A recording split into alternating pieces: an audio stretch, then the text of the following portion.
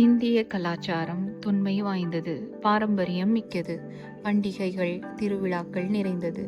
உண்மையை, சத்தியத்தை, நேர்மையை, நீதியை நிலைநாட்டவே பண்டிகைகள் சிறப்பாக கொண்டாடப்படுகின்றன. அந்த வகையில் அநீதியை அழித்து நீதியை நிலைநாட்டும் பண்டிகையாக தீப ஒளி திருநாள் விளங்குகிறது. தீமைகளை விலக்கி நல்லவைகளையே மேற்கொள்ள வேண்டும் என்ற உண்மையை உணர்த்தும் நிகழ்வாகவே தீப ஒளி திருநாள் விளங்குகிறது.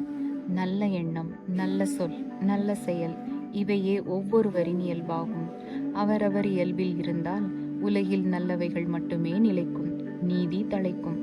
தீபங்களை வரிசையாக ஏற்றி வைத்து வழிபடும் போது தீபங்களில் இருந்து தோன்றும் ஒளியில் இறைவனை வழிபடுவதே தீப ஒளி திருநாளின் முக்கியத்துவம் ஆகும்.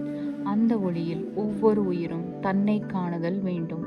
தீப ஒளியில் தன்னை காணும்போது தானும் மற்ற உயிர்களும் சமம் என்பதை அதில் உணர்த்தப்படுகிறது. எல்லா உயிர்களும் சமம்தான் என்று உணரும்போது அங்கு வேற்றுமை மறைந்து ஒற்றுமை உணர்வு பலப்படுகிறது.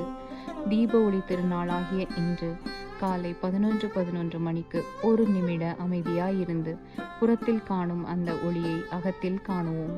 அந்த ஒரு நிமிட அமைதியில் நம் உள் ஒளியின் மூலம் அமைதியான குடும்பம், அமைதியான சமுதாயம், அமைதியான தேசம் மற்றும் அமைதியான உலகத்தை உருவாக்குவோம்.